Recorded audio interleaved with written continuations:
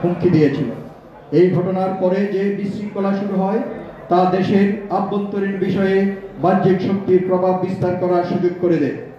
অনেক বাংলাদেশি বিশ্বাস করেন যে দক্ষিণ এশিয়ার মধ্যে ভারতের উল্লেখযোগ্য প্রভাব রয়েছে, যা হত্যাকাণ্ডটিকে বাংলাদেশের নতুন সরকারের উপর চাপ প্রয়োগের এবং তাদের ভারতীয় স্বার্থের সঙ্গে সংযুক্ত রাখার সুযোগ হিসাবে দেখেছে।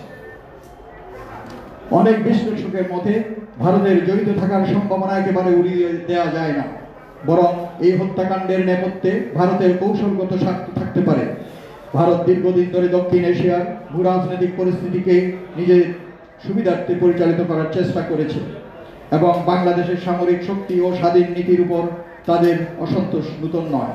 বিডিআর হত্যাকাণ্ডের সম্ভাব্য কারণগুলো বিশ্লেষণ করলে দেখা যায় যে ভারত এই ঘটনার মাধ্যমে একাধিক কৌশলগত লক্ষ্য অর্জন করতে পারে।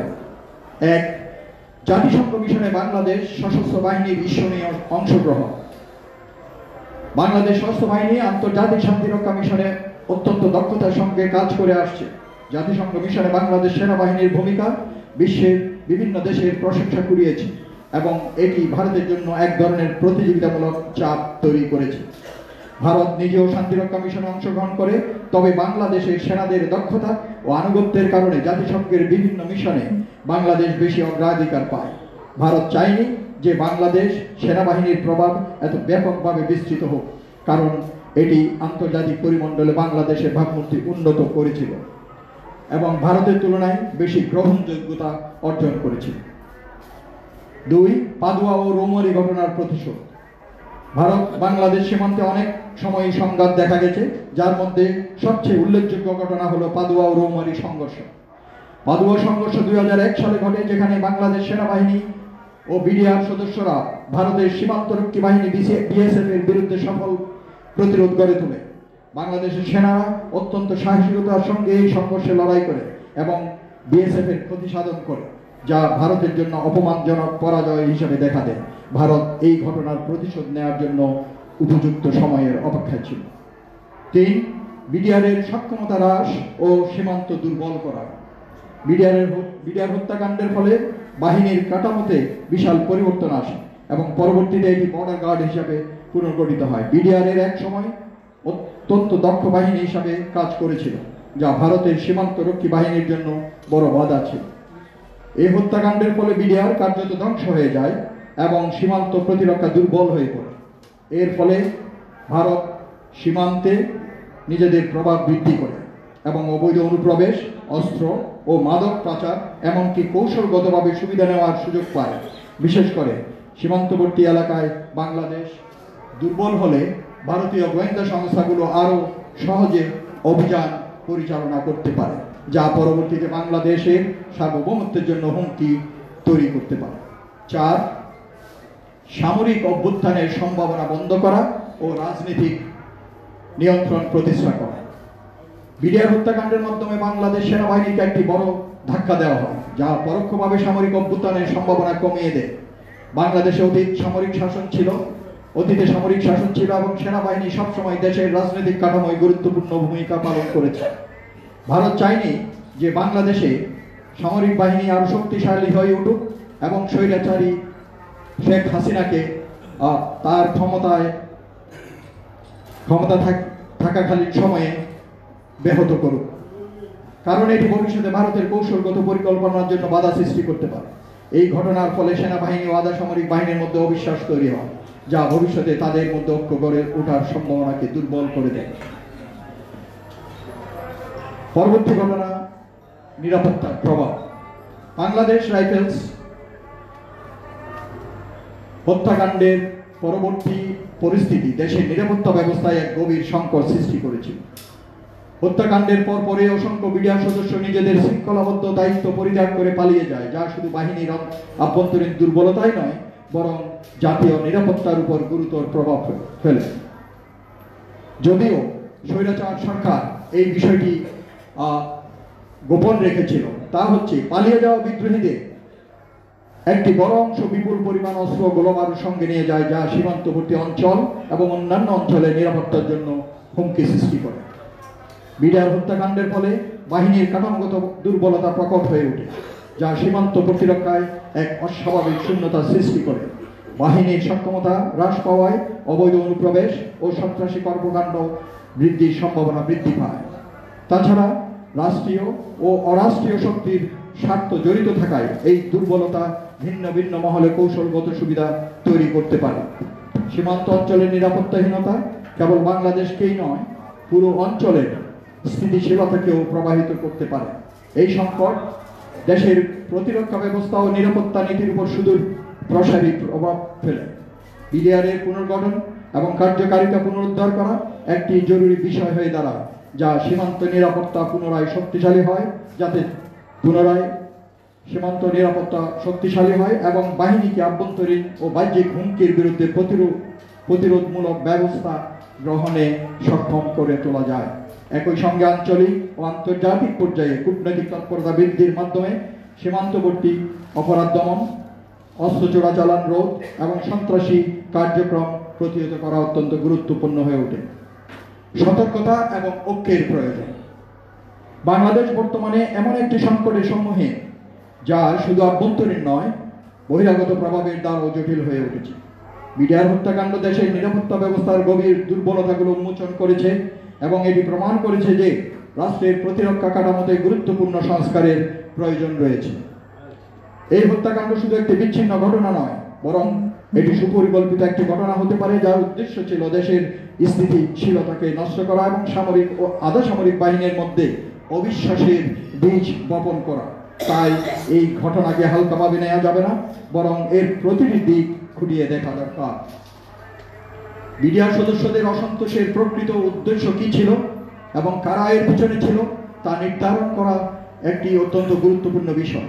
এটি শুধুমাত্র বাহ্যিক পর্যবেক্ষণের মাধ্যমে বোঝা যাবে না, বরং গভীর ও বিশদ তদন্তের মাধ্যমে প্রকৃত সত্য উদ্ঘাটন করতে হবে। যদিও আভ্যন্তরীণ অসন্তোষ এবং বিডিআর সদস্যদের দাবি সমূহকে আমলে নেওয়া জরুরি, তবুও ভারতের সম্ভাব্য সম্পৃক্ততাকে উপেক্ষা করা হবে কৌশলগতভাবে চরম ভুল। ইতিহাস এবং ভৌগোলিক বাস্তবতা বিবেচনায় রেখে এটি সম্পূর্ণ অস্বীকার করা সম্ভব নয় যে এই অঞ্চলের ভূ রাজনীতিতে ভারত সবসময় একটি শক্তিশালী শক্তি হিসাবে কাজ করেছে। অতএব সুনির্দিষ্ট প্রমাণের ভিত্তিতে এ বিষয়ে নিরপেক্ষ তদন্ত করা জরুরি। এই সংকট কাটিয়ে ওঠার জন্য বাংলাদেশ দ্রুত কার্যকর পদক্ষেপ নিতে হবে। বিডিআরকে পুনর্গঠন করা, আধা সামরিক বাহিনীর উপর জনগণের আস্থা পুনরুদ্ধার করা এখন একটি জরুরি বিষয়। এটি করার জন্য শুধুমাত্র প্রশাসনিক সিদ্ধান্ত যথেষ্ট নয়, বরং সামগ্রিকভাবে সামরিক ও বেসামরিক প্রশাসন, আইন প্রয়োগকারী সংস্থা এবং রাজনৈতিক নেতৃত্বের সম্মিলিত প্রচেষ্টা প্রয়োজন। এই ঘটনার পেছনে কারণগুলো বিশ্লেষণ করে সেগুলোর সমাধান করা হবে দীর্ঘমেয়াদে স্থিতিশীলতার জন্য অপরিহার্য। সঠিক প্রশিক্ষণ, নৈতিক ও পেশাদার মান উন্নয়ন এবং বাহিনীর মধ্যে সুস্থ নাগরিক সংস্কৃতি গড়ে তোলার মাধ্যমে পুনর্গঠনের প্রক্রিয়া শুরু করা উচিত। এমন সংকটের মুহূর্তে জাতীয় ঐক্য সবচেয়ে বেশি প্রয়োজন। অযথা রাজনৈতিক বিভক্তি কিংবা পরস্পরের দোষারোপের সংস্কৃতি জাতীয় নিরাপত্তাকে আরো দুর্বল করে তুলতে পারে। জনগণ, সরকার, নিরাপত্তা বাহিনী, গোয়েন্দা সংস্থা এবং কূটনীতিক মহলকে এখন একযোগে কাজ করতে হবে, যাতে ভবিষ্যতে এই ধরনের ষড়যন্ত্র ও স্থিতিশীলতার প্রচেষ্টা প্রতিহত করা যায়। বাংলাদেশের স্বার্থ রক্ষার জন্য ধৈর্য, কৌশল এবং দৃঢ় সংকল্পের সঙ্গে এগিয়ে যেতে হবে।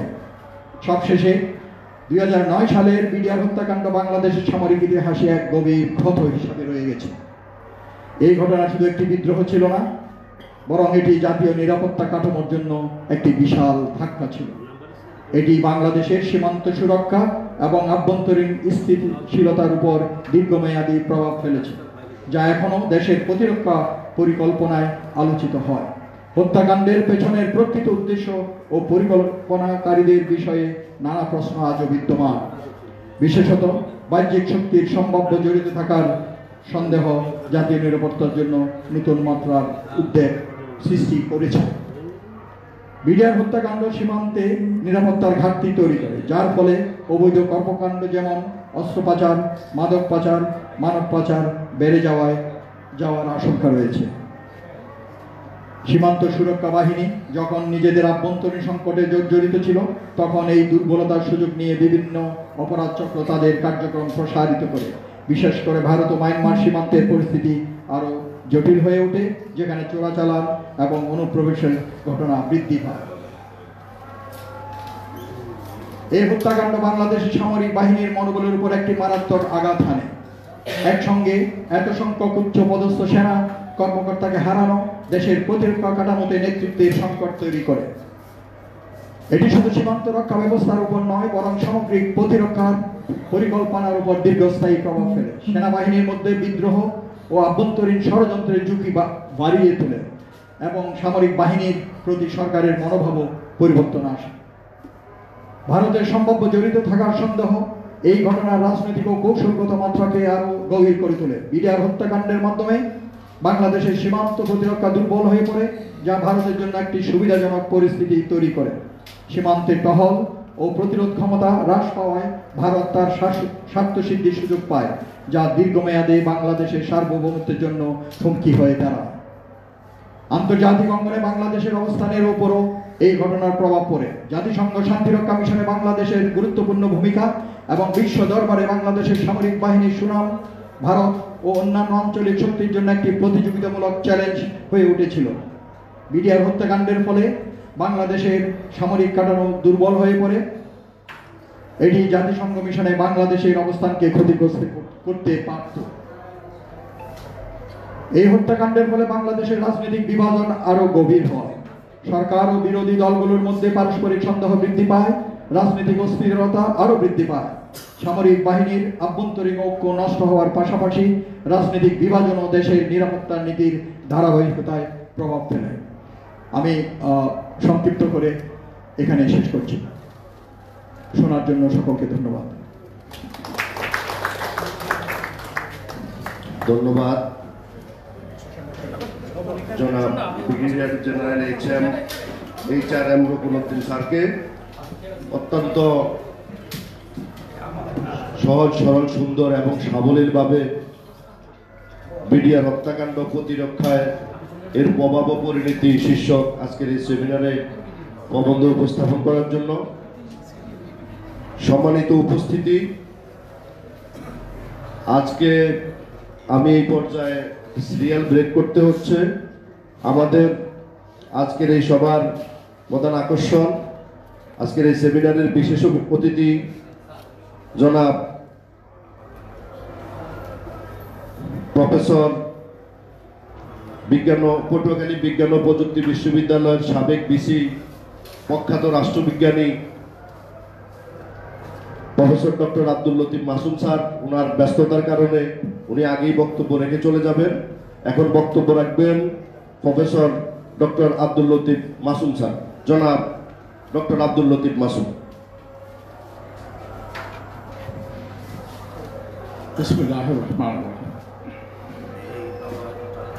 আজকের এই মহতী সেমিনারের সম্মানীয় সভাপতি,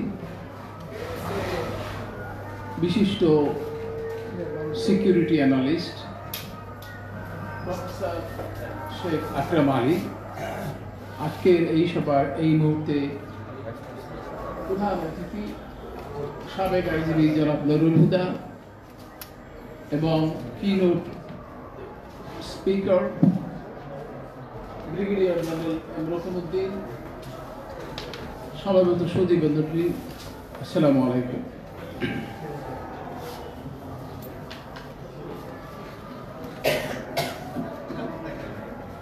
বাংলাদেশ জাতি রাষ্ট্র যেন আর সংকটের মোকাবেলা করে পারছে না।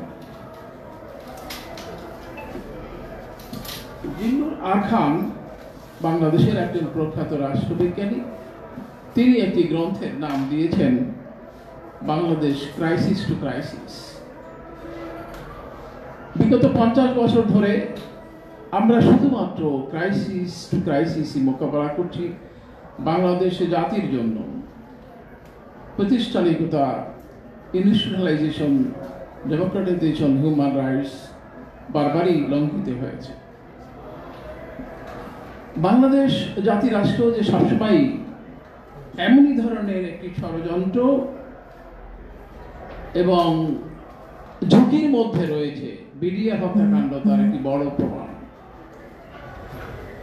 আজকে এইচ.আর.এম. রুকনউদ্দিন একটি সুন্দর পরিপূর্ণ নিবন্ধ উপস্থাপন করেছেন। As an insider, he has got his own study, facts and figure. সুতরাং অন্য যে কোনো নিবন্ধের চেয়ে, একজন বিশ্ববিদ্যালয়ের অধ্যাপকের নিবন্ধের চেয়ে তার এই নিবন্ধটি আমাদের কাছে গুরুত্বপূর্ণ।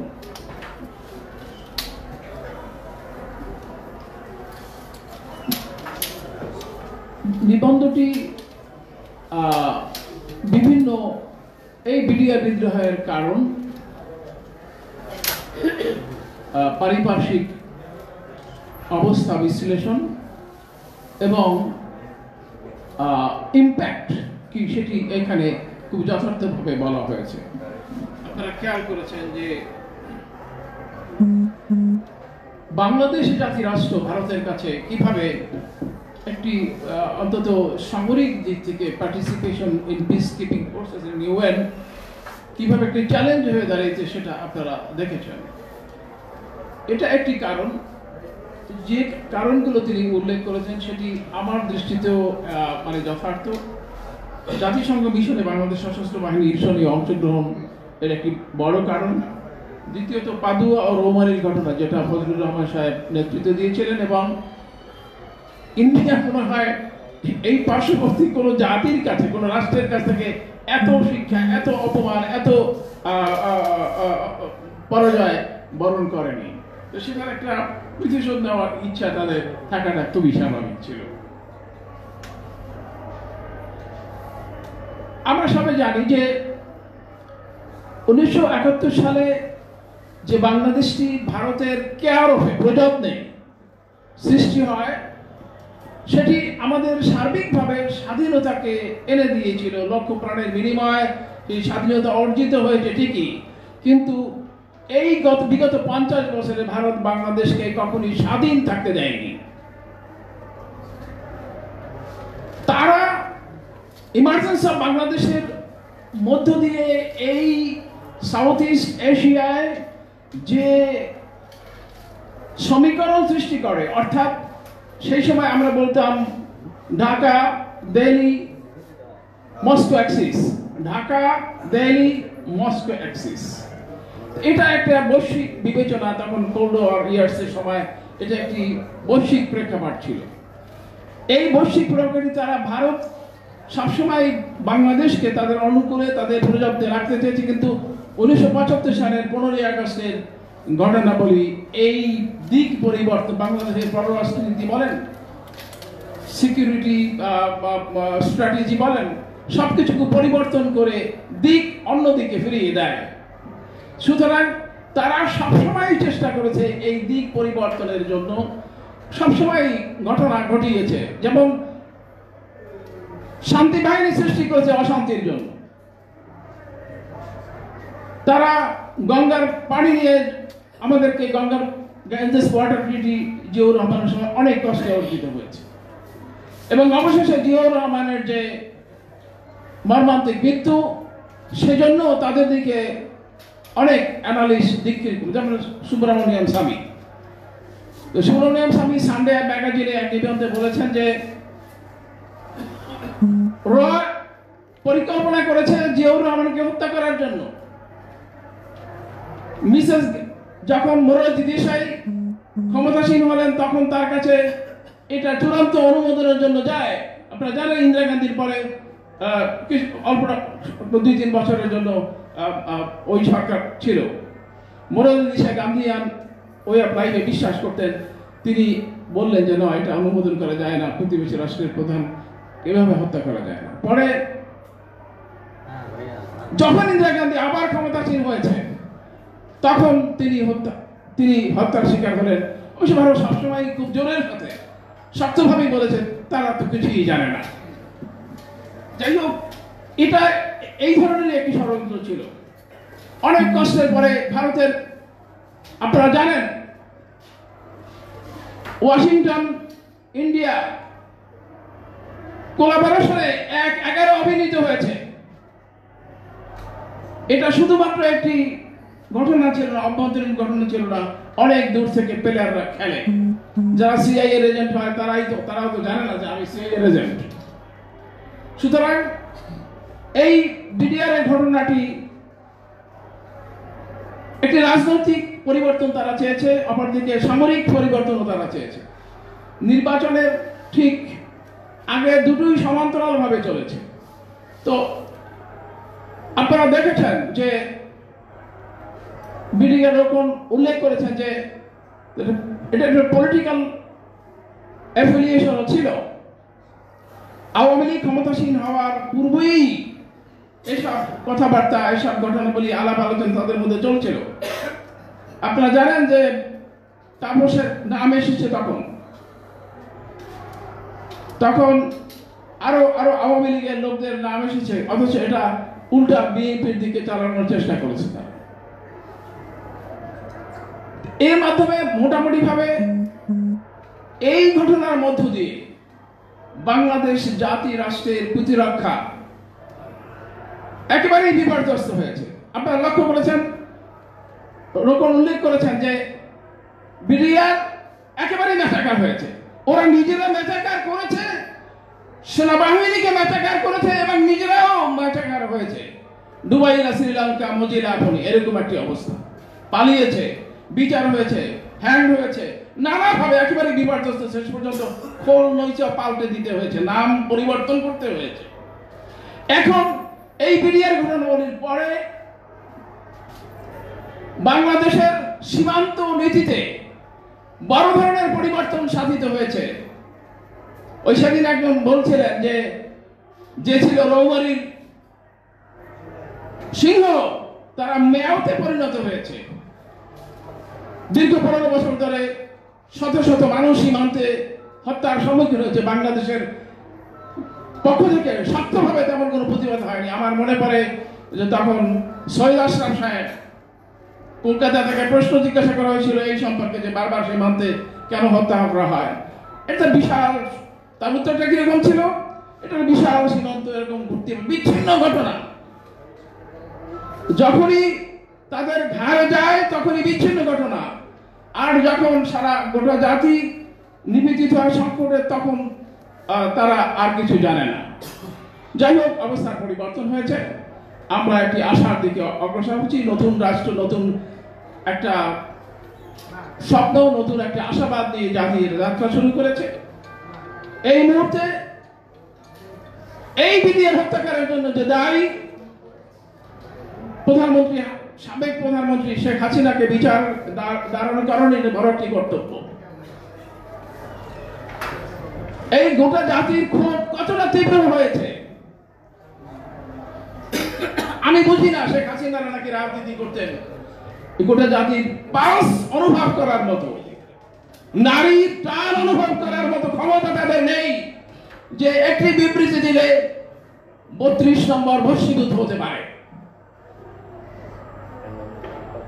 গোটা জাতির এই সেন্টিমেন্টকে ধারণ করে এখন অন্তর্বর্তী সরকারের কাছে আমাদের সকলের দাবি যে বিডিআর হত্যাকারের জন্য দায়ী শুধুমাত্র একটি হত্যাকার। এই বিচারটা করলেই আর কিছু লাগে না।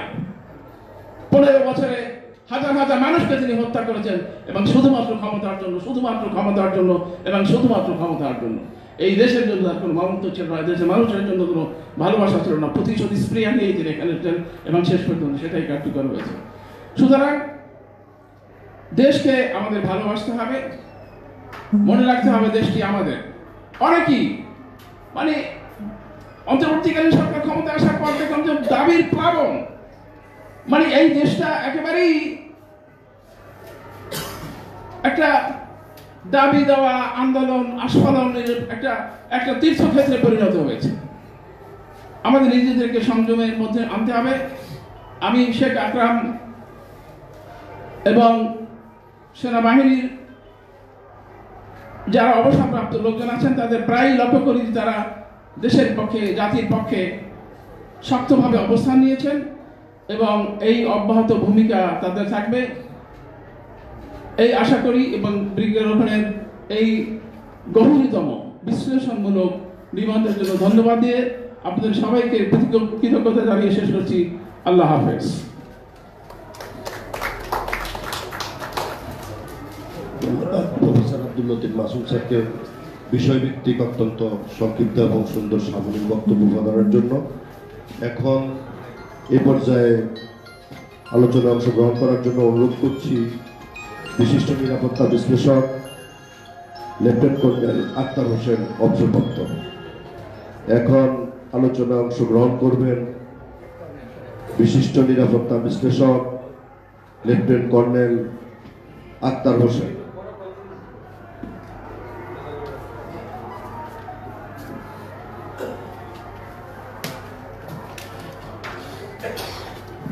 আসসালামু আলাইকুম। আমি অবসরপ্রাপ্ত মোহাম্মদ আক্তার হোসেন না, মাননীয় সভাপতি, প্রধান অতিথি এবং সুধীমণ্ডলী, আসসালামু আলাইকুম। আমি বিডিআরে 1986 থেকে 88 সাল পর্যন্ত প্রায় 2.5 বছর এই পিলখানায় কর্মরত ছিল। তো আমারও মোটামুটি বিডিএ সম্পর্কে ভালোই ধারণা আছে।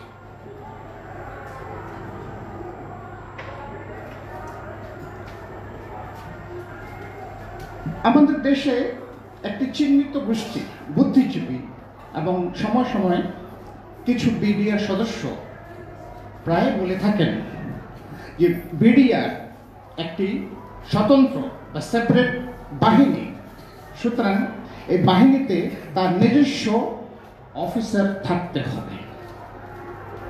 তাতে কি হবে? কথাটা খুব যুক্তিসঙ্গত যে এখানে একটা ভ্রাতৃত্ববোধ হবে এবং কমান্ড অ্যান্ড কন্ট্রোল খুব ভালো হবে। কথাটা শুনতে খুব সুন্দর লাগে। আসুন আমরা ইতিহাস থেকে এটা বিশ্লেষণ করি। 1947 সালে যখন আমরা স্বাধীন হলাম, অনেকে তো বলে যে আমরা স্বাধীন হই নাই, তখন এই পূর্ব পাকিস্তানে বা তখন তো বলা হতো ইস্ট বেঙ্গল 14 ইনফেন্ট্রি ডিভিশন এর মাত্র 2টি পাঞ্জাব রেজিমেন্ট আমরা পেয়েছিলাম, মাত্র 2টি ব্যাটালিয়ন এই পুরা ইস্ট বেঙ্গলের জন্য। অপরদিকে পাকিস্তান পেয়েছিল 6টি ইনফেন্ট্রি ডিভিশন, 2টি আর্মার ডিভিশন, আরো ছোট ছোট ইউনিট। এর তুলনায় ভারতীয়রা অনেক বড় একটা আর্মি পেয়েছিল। তো সুতরাং আমি যেটা বলতে চাচ্ছি, প্রথম থেকেই পাকিস্তানের সেনাবাহিনী অনেক দুর্বল ছিল এবং পূর্ব পাকিস্তানে তো ছিলই না। তো যাই হোক, তো এই এত বড় শত্রুর মোকাবেলা আমরা কিভাবে করব? তো তখন পাকিস্তানের দ্বিতীয় সেনাপ্রধান একজন ব্রিটিশ নাগরিক, উনি জেনারেল ডগলাস ডেভিড, উনি বললেন the battle of East Bengal would be fought in the West Punjab if war breaks out. পরবর্তীকালে এটাই পাকিস্তানের ডিফেন্স ডক্ট্রিন হয়ে গেল। The defense of the East lies in the West. ফলে তারা চিন্তা করলো যে কিভাবে পূর্ব পাকিস্তানকে ডিফেন্ড করা যায়। 1948 সালের দিকে ইস্টার্ন ফ্রন্টিয়ার রাইফেল কে পুনর্গঠিত করে এবং কলকাতা মুসলিম আর্ম পুলিশ দিয়ে নতুনভাবে ইস্ট পাকিস্তান রাইফেল গঠন করা হয়। পাকিস্তান থেকে প্রায় 1000 খানেক অবসরপ্রাপ্ত সৈনিকদের এখানে নেওয়া হয় এবং এভাবে ইস্ট পাকিস্তান রাইফেলসের পদযাত্রা শুরু হয়। এবং তখন থেকে এই সেনাবাহিনীকে ইপিআরে যেটাকে আমরা বলি অন ডেপুটেশন বা অন সেকেন্ড ম্যান হিসাবে হয়ে আসছে। এবং আমি যতটুকু জানি পাকিস্তানেও রেঞ্জের ওখানেও একই পদ্ধতি চালু ছিল। যাই হোক, এই পূর্ব পাকিস্তানে তখন এই সেনাবাহিনীর নেতৃত্বে অনেকগুলি যুদ্ধ সাধিত হয়। তার মধ্যে লাঠিটিলা, দহগ্রাম, লক্ষ্মীপুর, আশালন এবং বড়বাড়িতে অনেক যুদ্ধ হয় এবং এখানে প্রমাণিত হয় যে ইপিআর এর সামনে ভারতের বিএসএফ এটা কোনো শক্তি না। পরবর্তীকালে যখন আমরা স্বাধীন হলাম 71 সালে, এই বর্ডারে অনেক ছোটখাটো যুদ্ধ হয়েছে এবং সবচেয়ে বড় যুদ্ধ যেটা হয়েছিল সেই 2001 বা 2000 সালে বর্ডারের বাড়ির যুদ্ধ। এখানেও আমাদের প্রতিবেশী বিএসএফ পরাজিত হয়। আমরা অনেকে শুনে থাকি যে সে সময় মাত্র 16 জন বিএসএফ এর সৈন্য নিহত হয়েছিল, কিন্তু প্রকৃতপক্ষে এই সংখ্যা মাত্র 16 জন নয়, এটা প্রায় 400 জনের মতো, যেটা আমরা অনেকে বলি না বা বিভিন্ন সংবাদপত্রে এটা আসে নাই, কিন্তু সঠিক তথ্য হচ্ছে প্রায় 400 জন। এখানে শুধু বিএসএফ না, এখানে ভারতীয় অনেক সৈন্য যারা ছদ্মবেশে বিএসএফ এর ছিল। বাংলাদেশ সম্পর্কে বা ইপিআর বা বিডিআর সম্পর্কে আমাদের প্রতিবেশী রাষ্ট্র সবসময় ষড়যন্ত্র করে আসছে। আমরা দেখি যে 1971 সালে যখন এই ইপিআর এর একটা অনেক অবদান আছে এই মুক্তিযুদ্ধে, তারা যখন যুদ্ধ করে একত্রিত হলো এই পিলখানায় 1972 সালে, তখন ওই ষড়যন্ত্র হিসাবে, আমি সঠিক সংখ্যাটা বলতে পারছি না, প্রায় 20 হতে 30 জন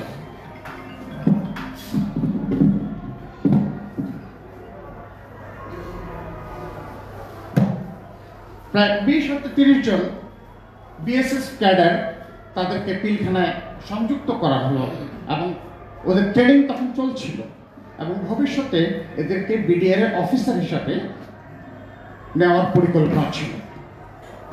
কিন্তু খবর আসলো যে এই বিডিআর সৈন্যগুলো তাদেরকে গ্রহণ করবে না। এ নিয়ে এই 72 সালে অনেক গন্ডগোল হয়। শেষ পর্যন্ত শেখ মুজিব উনিও চেষ্টা করলেন, হলো না। তখন জেনারেল ওসমানীকে সেখানে পাঠানো হলো যে যা তুই এটাকে সলভ কর। এই জেনারেল ওসমানী পিলখানায় যাওয়ার পরে এই সৈন্যদের বুঝানোর পরে মোটামুটি সিদ্ধান্ত হয় এবং তারপরেই যে এই যে ক্যাডার অফিসারগুলো ছিল তাদেরকে তুলে নেওয়া হয় বা নিয়ে আসা হয় এবং পরবর্তীতে ব্রিগেডিয়ার জেনারেল শেয়ার দত্তকে এই বাংলাদেশ রাইফেলের ডিজি করা হয় এবং তখনই সিদ্ধান্ত হয় যে এই বিডিআরকে তাদের নিজস্ব অফিসার থাকবে না, এই আর্মি থেকে অফিসারগুলো যায় সেখানে কমান্ড করবে। তো আমার যে পয়েন্টটা ছিল, অনেকে অনেক কথাই বলবেন যে আজকে এই বিডিআরে আর্মি থেকে যে অফিসারগুলো যায় এবং তারা যে লিডারশিপ দেয়, এটা নিঃসন্দেহে ভারতের তুলনায় অনেক ভালো। আমি অনেকবার এদের সাথে মিটিং হয়েছে, যেহেতু পিলখানায় আমি ছিলাম 3 বছর, প্রতি বছর তাদের অফিসাররা এখানে এসেছিল বিএসএফ এর, আমরাও গিয়েছি ভারতে। তো তাদের স্ট্যান্ডার্ড এবং আমাদের স্ট্যান্ডার্ড এটা কল্পনা করা যায় না। এটা তো গেল পিলখানা হায়ার লেভেলে, কিন্তু ইভেন বর্ডার লেভেলেও যে আমাদের মেজর ক্যাপ্টেনরা যে সৈন্যদের যে লিডারশিপ দেয়, এটা কল্পনা করা যায় না।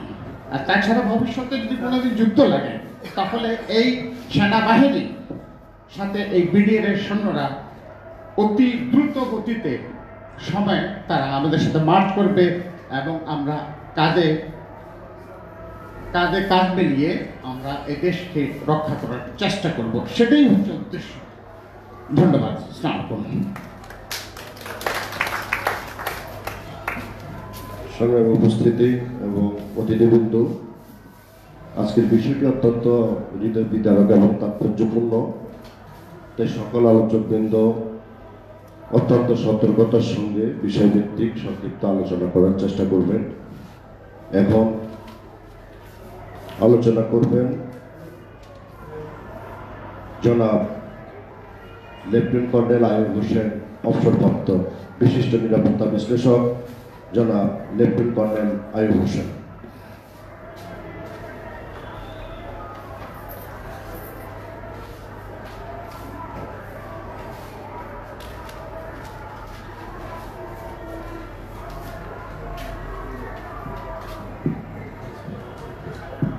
বিসমিল্লাহির রহমানির রহিম। উপস্থিত আজকের এই মহতী সভার সভাপতি, প্রধান অতিথি, নিবন্ধকার এবং উপস্থিত আপনারা সকলেই আসসালামু আলাইকুম। আজকের এই অনুষ্ঠান সম্পূর্ণ এক ভিন্ন প্রেক্ষাপটে নতুন এক বাংলাদেশে এটা আলোচিত হচ্ছে, উদযাপিত হচ্ছে। যে ভাষায় আমরা কথা বলতে পারিনি, যেদিন আমাদের ভাইয়েরা, আমাদের সহকর্মীরা, আমাদের কমরেডসরা তাদের জীবনকে কোনো ধরনের প্রতিবাদ ছাড়াই তাদেরকে এই হত্যাকাণ্ড মেনে নিতে হয়েছিল, নিহত হয়েছিল, তার প্রতিবাদ করার ভাষা সেদিন পুরো জাতির মধ্যে ছিল না।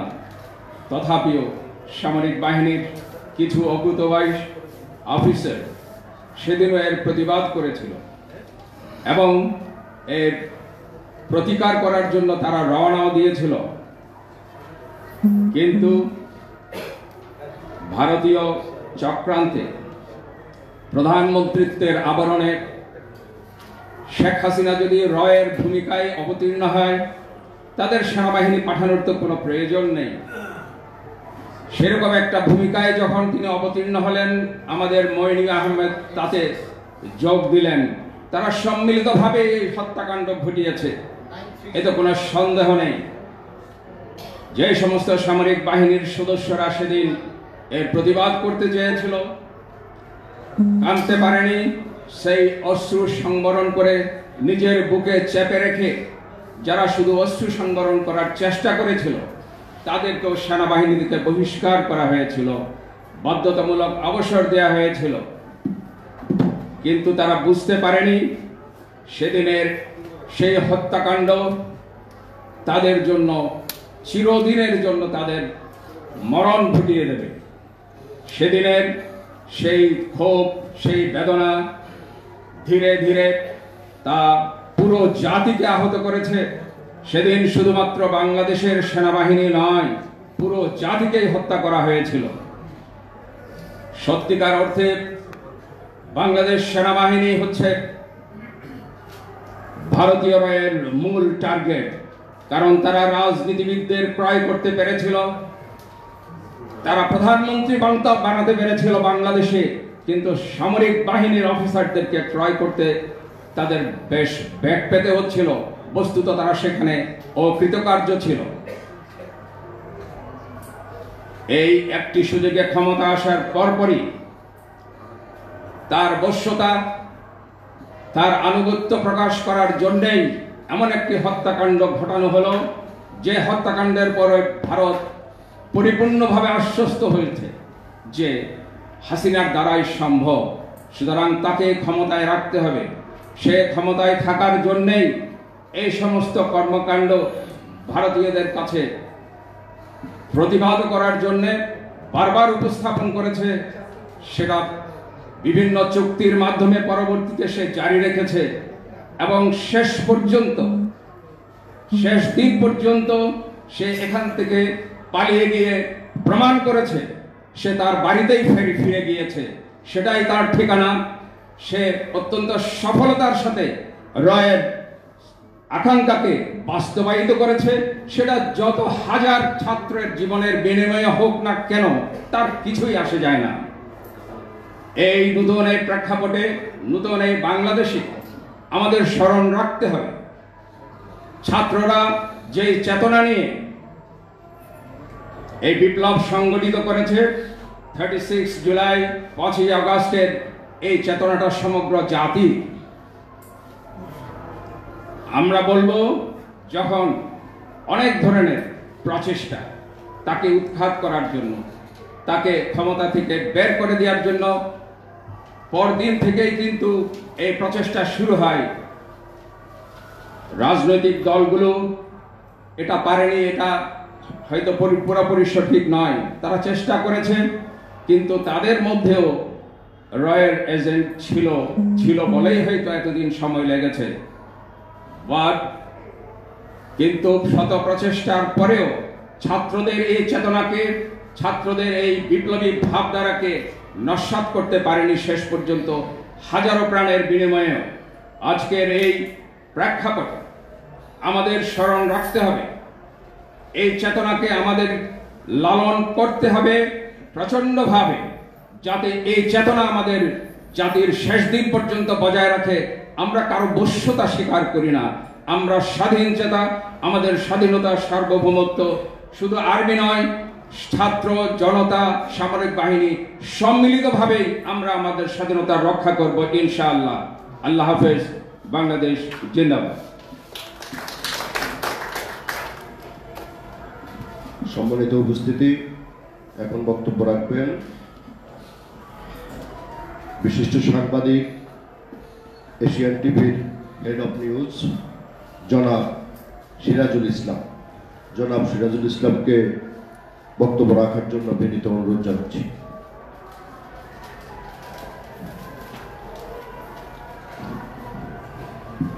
আসসালামু আলাইকুম।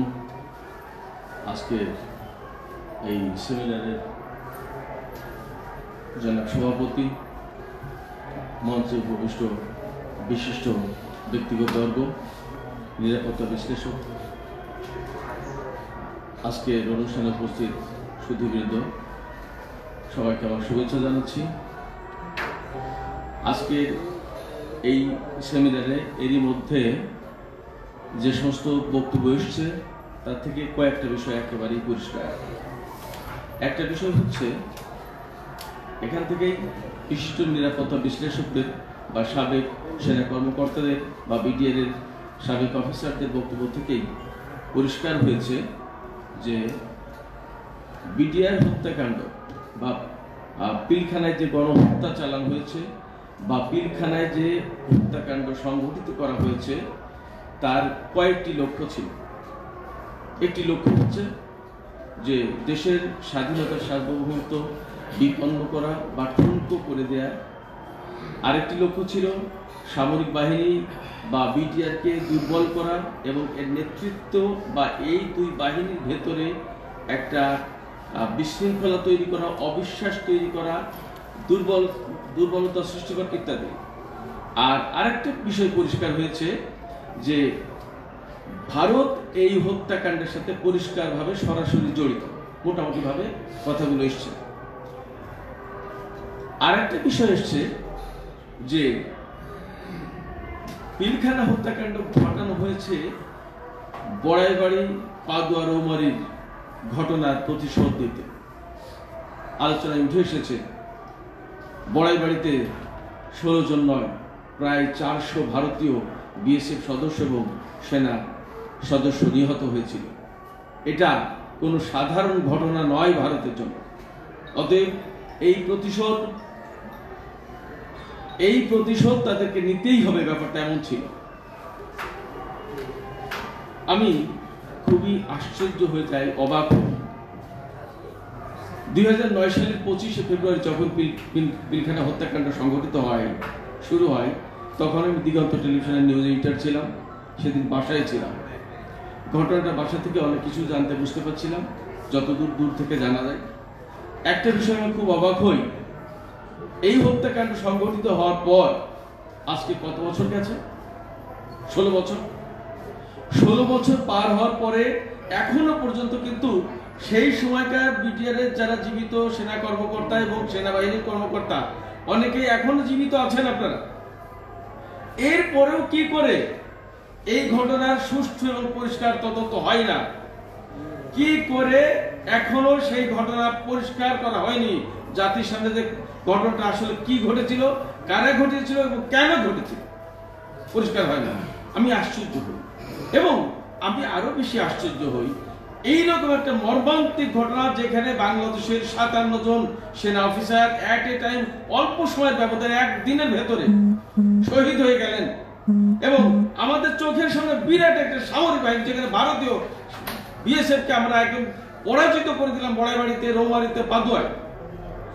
সেখানে আমাদের ভেতরে, আমাদের বিটিআর পিলখানার ভেতরে এতজন সেনা অফিসারকে হত্যা করে ফেলে আমরা কিছুই করতে পারলাম না। আশ্চর্য, এটা হয় না, অসম্ভব। কেন এইগুলো ঘটলো? কারা ঠেকালো? কারা সেদিন বাধা দিয়েছিল? কারা হত্যাকাণ্ডকে একদম সুপরিকল্পিতভাবে সুসম্পন্ন করার জন্য সময় দিয়েছিল, ব্যবস্থা করে দিয়েছিল? পরিষ্কার করে খুঁজে বের করা দরকার, খুঁজে বের করা দরকার। এই কারণে আমরা যদি আমাদের দেশের স্বাধীনতার সার্বভৌমত্ব টিকিয়ে রাখতে চাই, আমরা যদি আমাদের সামরিক বাহিনীকে শক্তিশালী অবস্থায় দেখতে চাই, আমরা যদি আমাদের বিডিআরকে রক্ষা করতে চাই, আমরা যদি আমাদের বিডিআর এবং সেনাবাহিনীর মধ্যে সাম্য ভ্রাতৃত্ববোধ বজায় রাখতে চাই এবং আমাদের বিডিআর যদি আমাদের সামরিক বাহিনীর নেতৃত্বকে রাখতে চাই, তাহলে এগুলো পরিষ্কার হওয়া দরকার। ফলে আজকে আমি যে বিষয়টি দিয়ে বললাম যে আমি খুব আশ্চর্য হই, অবাক হই যে কি করে এত বছর পরেও এত সেনা কর্মকর্তা, তখন যারা ঘটনার ভিকটিম পরিবার, তারপরেও কি করে এত বছর পরেও এটা পরিষ্কার হয় না। সেক্ষেত্রে আমার আলোচনার শেষ পর্যায়ে আমি এই আহ্বান রাখবো যে আজকে বিষয়টি পরিষ্কার করা হোক, সুষ্ঠু তদন্ত করা হোক, এর ভিতরে যেন কোন রকমের সত্য মিথ্যার মিশেল দিয়ে একটা তদন্ত প্রতিবেদন না দেওয়া হয়, পরিষ্কার সত্য উঠে আসুক এবং সুষ্ঠু এবং ন্যায্য বিচার হোক। আজকে সময়ের দাবি, ভিকটিম পরিবারগুলোর দাবি, পুরো জাতির দাবি, আমি মনে করি পুরো জাতির দাবি বিডিআর হত্যাকাণ্ডের বিচার হওয়া। পিলখানায় যা ঘটেছিল এই মর্মান্তিক ন্যাক্কারজনক ঘটনার সুষ্ঠু বিচার আজকে সময়ের দাবি। সেই দাবি পূরণ করবে এই সরকার এবং যারা বিপ্লবের পেছনে ছিল, সামনে ছিল, মাঝে ছিল, অগ্রভাগে ছিল, তাদের সবার কাছে দাবি এর সুষ্ঠু এবং শুদ্ধ বিচার হোক, তদন্ত হোক। সবাইকে ধন্যবাদ। আসসালামু আলাইকুম। ধন্যবাদ জনাব সিরাজুল ইসলাম। এখন বক্তব্য রাখবেন গণ অধিকার পরিষদের সম্মানিত মুখপাত্র জনাব ফারুক হাসান। জনাব ফারুক হাসানকে তার বক্তব্য রাখার জন্য বিনীত অনুরোধ জানাচ্ছি।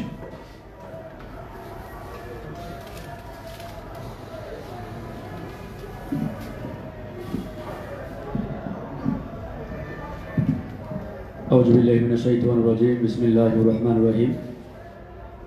প্রফেসর কে আলী ফাউন্ডেশন কর্তৃক আয়োজিত আজকের এই সেমিনারে উপস্থিত সংগ্রামী সভাপতি, উপস্থিত আলোচকবৃন্দ, সকলকে সালাম এবং শুভেচ্ছা। আজকের যে বিষয়টি ইতিমধ্যেই আমাদের সামনে কিনোট স্পিকার উপস্থাপন করেছেন সেটা আমরা সবাই শুনেছি। ওনার এই লিখিত বক্তব্যের সাথে খুব একটা দ্বিমত পোষণ করার কোনো সুযোগ নেই। আমি একটু আমাদের আজকের এই আলোচনাটা ভিন্ন একটা অ্যাঙ্গেল থেকে শুরু করতে চাই। আমরা যদি মোটা দাগে 1971 সালকে বেস পয়েন্ট ধরে সামনের দিকে আগানো শুরু করি, ধরেন 1971 সালে আমরা খাতা কলমে স্বাধীন সার্বভৌম বাংলাদেশ পেয়েছি। এটা নিয়ে বিস্তর আলোচনা আছে, প্রশ্ন আছে, অনেক বিষয় আছে। কিন্তু আমি একটা বিষয় বারবার বলি, বিগত 17টি বছর আওয়ামী লীগ ভারতীয় বয়ানে এই মুক্তিযুদ্ধকে যেভাবে আমাদের সামনে উপস্থাপন করেছিল, সেটার যাচাই বাছাই করে সঠিক ইতিহাস, সঠিক তথ্য আমাদের সামনে উপস্থাপন করার এখন সময় আসছে। মুক্তিযুদ্ধের সঠিক ইতিহাস আগামীর তরুণ প্রজন্মের সামনে তুলে ধরতে হবে, উপস্থাপন করতে হবে। যেমন ধরেন আওয়ামী লীগ কি বলেছিল, 1971 সালে ভারত না হলে বাংলাদেশ স্বাধীন হতো না। দ্যাট মিনস ইন্ডিয়াই আমাদের স্বাধীনতা এনে দিয়েছে, এটাই তো মেন করে। ভারত না হলে যদি বাংলাদেশ স্বাধীন না হতো, তাহলে এটার যে জিস্ট পয়েন্ট, সারমর্ম, সেটা হচ্ছে ইন্ডিয়া না হলে বাংলাদেশ স্বাধীন হতো না। এটাই ছিল আওয়ামী লীগের বেসিক বয়ান। কিন্তু বাস্তবতা সেটা নয়। বাস্তবতা হচ্ছে এটা, ইন্ডিয়া শুধুমাত্র চেয়েছিল বাংলাদেশ পাকিস্তান থেকে কাট অফ হয়ে যাক, আলাদা হয়ে যাক, কিন্তু বাংলাদেশ স্বাধীন হোক এটা ইন্ডিয়া কোনোদিন মনে প্রাণে চায়নি। আমি চ্যালেঞ্জ দিয়ে বলতে পারি। এখন আসুন, স্বাধীনতা মানে কি? What is independence? স্বাধীনতা মানে বিশ্ব দরবারে মাথা উঁচু করে দাঁড়ানো। তাম পৃথিবীতে আপনি চোখে চোখ রেখে বার্গেনিং করবেন, আপনার দেশের স্বাধীনতার সার্বভৌমত্বকে তুলে ধরবেন। কোন পরাশক্তি, বিদেশি প্রভু রাষ্ট্রের কাছে আপনি মাথা নত করবেন না। এটার মানেই স্বাধীনতা। আচ্ছা বলুন তো, ইন্ডিয়া কি এটা চেয়েছিল? ইন্ডিয়া কি চেয়েছিল? যে বাংলাদেশ পাকিস্তান থেকে কাট অফ হবে এবং ভারতের কাছে মাথা নত করে আজীবন থাকবে। তাহলে আমরা যদি একটা দেশ থেকে আলাদা হয়ে আরেকটা দেশের কাছে মাথা নত করেই থাকি, এটা কিসের স্বাধীনতা বলুন? মানে আমি যদি ইন্ডিয়ার বয়ানের কথা বলি, তার মানে ভাববেন না যে আমি পাকিস্তানপন্থী, পাকিস্তানের পক্ষে। নো, আমি আপাদমস্তক বাংলাদেশপন্থী, আপাদমস্তক বাংলাদেশপন্থী আমি। কিন্তু কথা হচ্ছে, বিগত 54 বছরে আমরা সঠিক মুক্তিযুদ্ধের ইতিহাস পাই নাই। অতীতে যারা রাষ্ট্রীয় ক্ষমতায় ছিল, যে দলগুলো এই দেশকে নেতৃত্ব দিয়েছে, তারা প্রত্যেকে নিজেদের দলীয় স্বার্থ হাসিলের জন্য তাদের বয়ানে মুক্তিযুদ্ধের ইতিহাসকে খণ্ড বিখণ্ড করে আমাদের সামনে উপস্থাপন করেছে। কিন্তু আমরা এটা চাই নাই। আমাদের তরুণ প্রজন্ম বারবার প্রতারিত হয়েছে, বারবার, শুধুমাত্র এই মিথ্যা, অসত্য, খণ্ডিত বিখণ্ডিত ইতিহাস তাদের সামনে উপস্থাপন করার কারণে।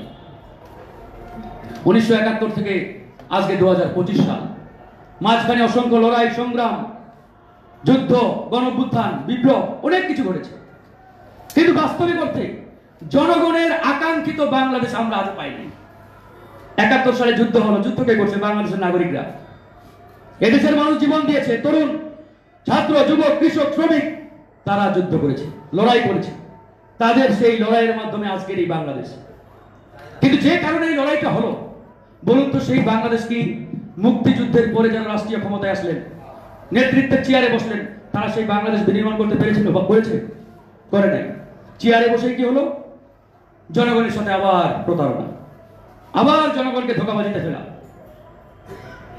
জনগণের কাঙ্ক্ষিত বাংলাদেশ পেলাম না, আবার আমাদের উপরে ফ্যাসিবাদ জেগে বসলো। 1990 সালে এসে আরেকটা লড়াই করতে হলো আমাদের, ফ্যাসিবাদ বিরোধী লড়াই। সেই লড়াই কি করলো?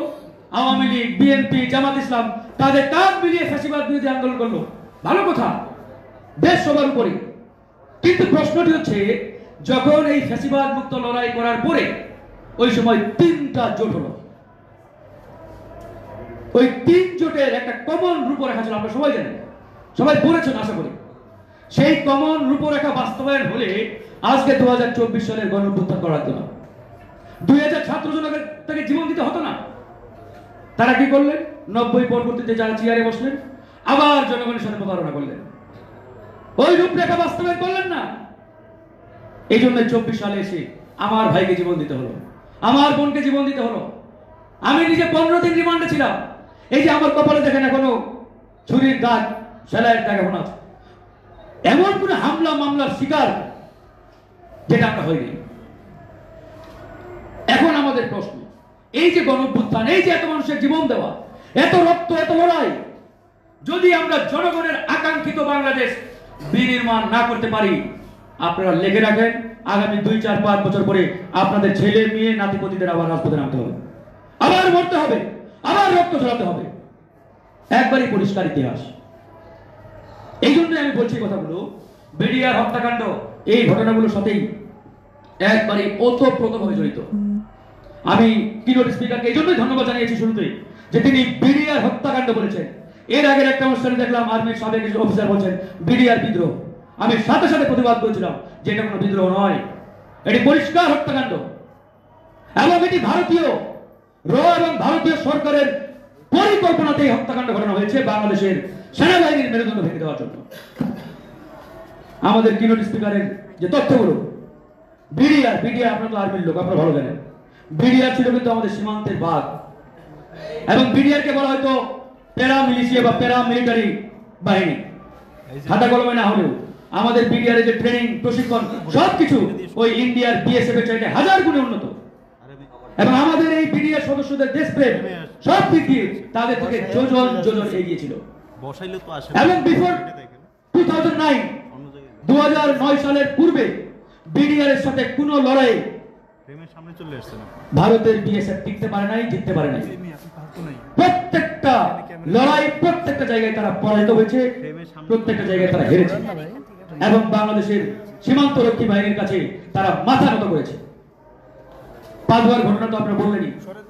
পাদুয়া শুধু না, তার আগে থেকেই ইন্ডিয়া তাদের পরিকল্পনাতে সেট করে নিল যে বাংলাদেশের সেনাবাহিনী তথা ডিফেন্সের যে মেরুদণ্ড, এটা ভেঙে দিতে হবে।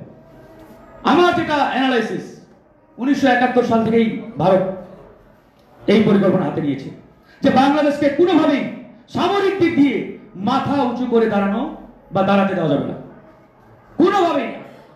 বারবার পরিকল্পনা নিয়েছে, বাট তারা ব্যর্থ হয়েছে নানানভাবে, নানান কারণে, রাজনৈতিক সমীকরণ, ইকুয়েশন ইত্যাদির কারণে বাস্তবায়ন করতে পারে নাই। তারপরে পাঁচবার ঘটনা ঘটলো। এরপরে তৎকালীন বিএনপি সরকার, আমরা যতটুকু জেনেছি, তৎকালীন প্রধানমন্ত্রী বেগম খালেদা জিয়াকে ইন্ডিয়ান র এই পরিকল্পনা বাস্তবায়নের অফার করেছিল, কিন্তু খালেদা জিয়া রয়ের এই পরিকল্পনা সরাসরি রিজেক্ট করে দিয়েছিল, যেটা কোনোভাবেই সম্ভব নয়। তখনই ইন্ডিয়া সিদ্ধান্ত নিল বেগম খালেদা জিয়া পাওয়ারে থাকলে আমরা আমাদের এই মিশন বাস্তবায়ন করতে পারবো না।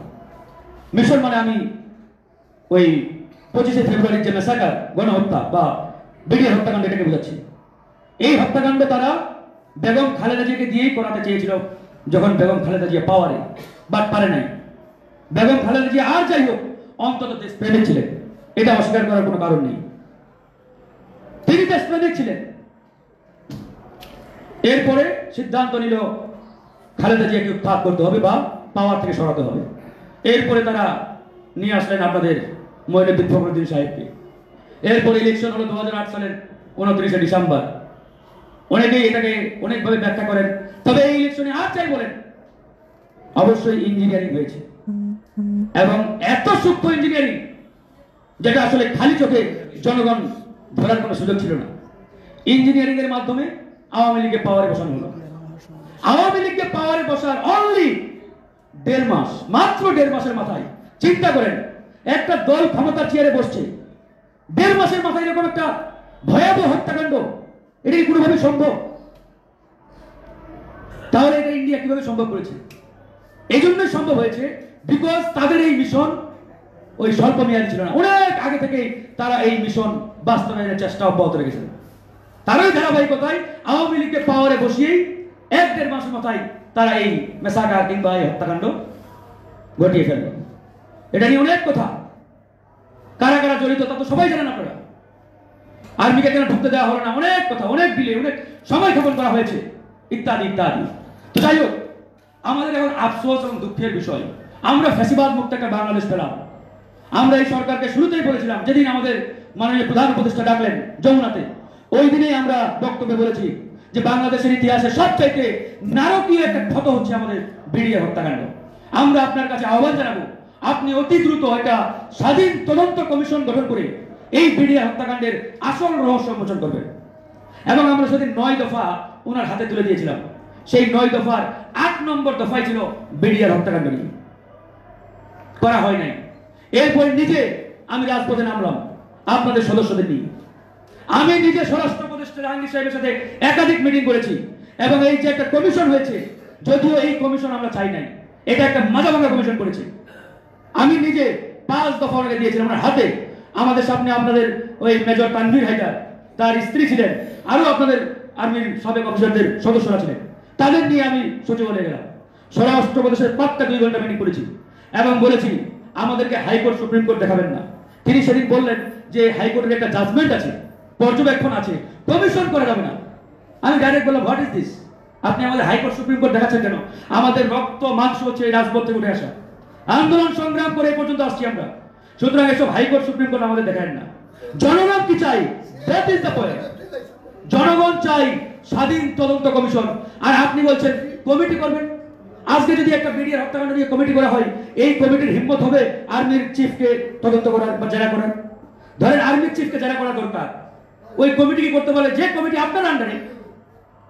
এই জন্যই আমরা বলেছি বিডিআর হত্যাকাণ্ডের কমিশন হতে হবে প্রেসিডেন্ট কর্তৃক গেজেটেড, রাষ্ট্রপতি কর্তৃক স্বাক্ষরিত স্বাধীন তদন্ত কমিশন, এবং এই কমিশনের প্রধান আমরা দাবি করেছিলাম আপিলেট ডিভিশনের সাবেক একজন বিচারপতিকে প্রদান করার জন্য, কিন্তু করে নাই। তো যাই হোক, যেটাই হয়েছে তাদের অগ্রগতি এখন পর্যন্ত আশানুরূপ না।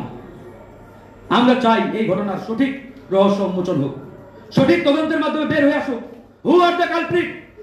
আমরা জানতে চাই সেই অপরাধী কারা, ক্রিমিনাল কারা, কারা এই হত্যাকাণ্ড ভারতের রয়ের সাথে মিলে বাংলাদেশে ঘটিয়েছে, খুঁজে বের করতে হবে, তাদেরকে বিচারের মুখোমুখি করতে হবে।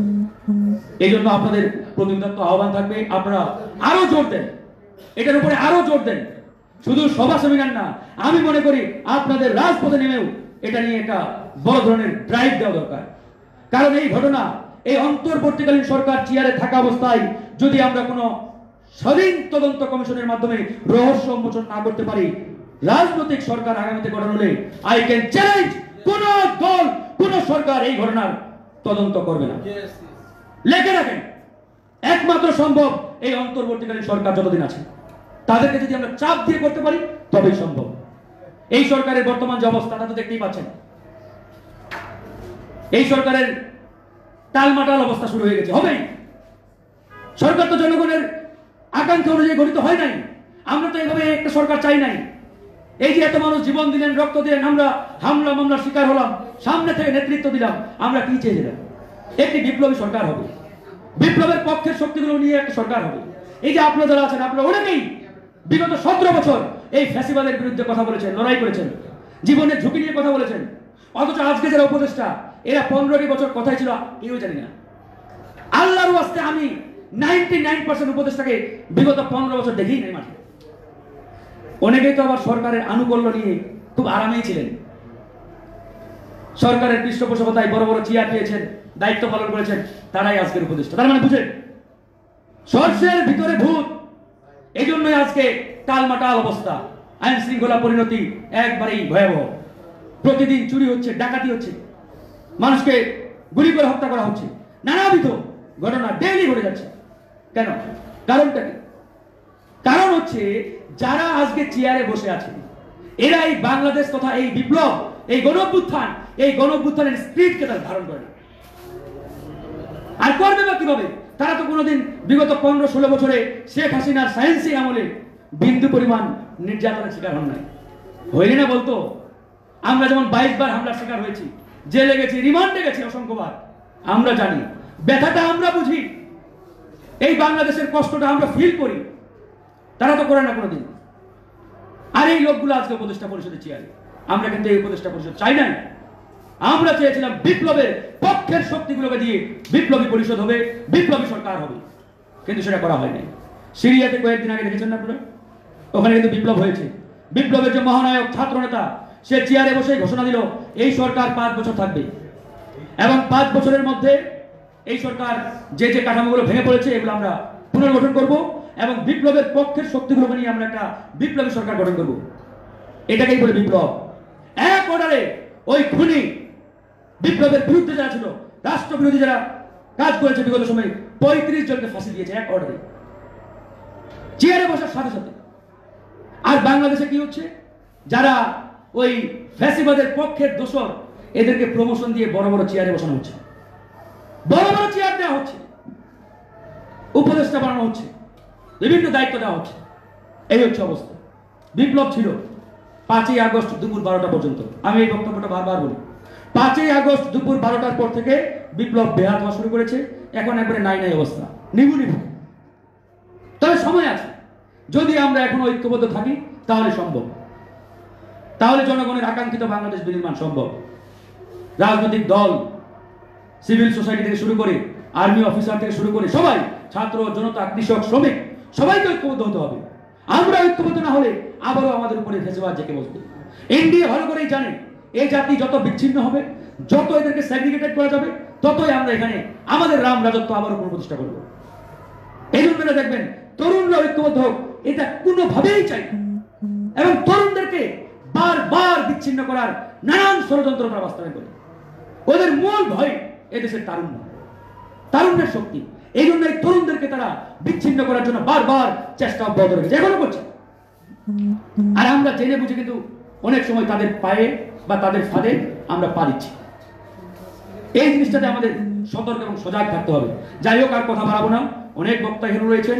আমার শুধু একটাই আহ্বান, বিপ্লব পরবর্তী এই বাংলাদেশকে আমরা যদি এবার পুনর্গঠন না করতে পারি, তাহলে ভাই, চাচা, বাবা যারা আছেন আমাদের বাবার বয়সী, আবার 5 বছর 6 বছর কিংবা নিকট ভবিষ্যতে আপনাদের সন্তানকে রাজপথে নেমে রক্ত ঝরাতে হবে, একবারে ক্লিয়ার। তাই দল মত নির্বিশেষে নতুন বাংলাদেশ, জনগণের আকাঙ্ক্ষিত বাংলাদেশ বিনির্মাণে আমাদের যা যা করার তাই করতে হবে, যা যা করার। আর এই অন্তর্বর্তীকালীন সরকার প্রধান ডক্টর মোহাম্মদ ইউনূস, তিনি আল্লাহর পক্ষ থেকে রহমত, এই বিষয়ে কোনো অস্বীকার করার কোনো সুযোগ নেই। বাট তার চতুর্দিকে যারা আছে, দে আর দ্য ডেভিলস, এরাই হচ্ছে বাংলাদেশের মেইন কালপ্রিট। কিন্তু আফসোস এবং দুঃখজনক, প্রধান উপদেষ্টা বুঝেন না নাকি বুঝার পরেও তাদেরকে সরানোর মতো তার ক্ষমতা নেই, আমরা জানি না কেন এই আওয়ামী দোসরদের সরাচ্ছে না। স্বরাষ্ট্র উপদেষ্টা জাহাঙ্গীর সাহেব বারবার ব্যর্থ হচ্ছেন, ব্যর্থতার পরিচয় দিচ্ছেন, এরপরে চেয়ার হাতে ধরে রয়েছে। অনতি বিলম্বে জাহাঙ্গীর সাহেবকে বহিষ্কার করা দরকার। আমরা এই সরকারের প্রতি আহ্বান জানাবো, জাহাঙ্গীর সাহেবকে বহিষ্কার করে একজন খাঁটি দেশপ্রেমিক বিপ্লবী ছাত্র নেতাকে দায়িত্ব দেন।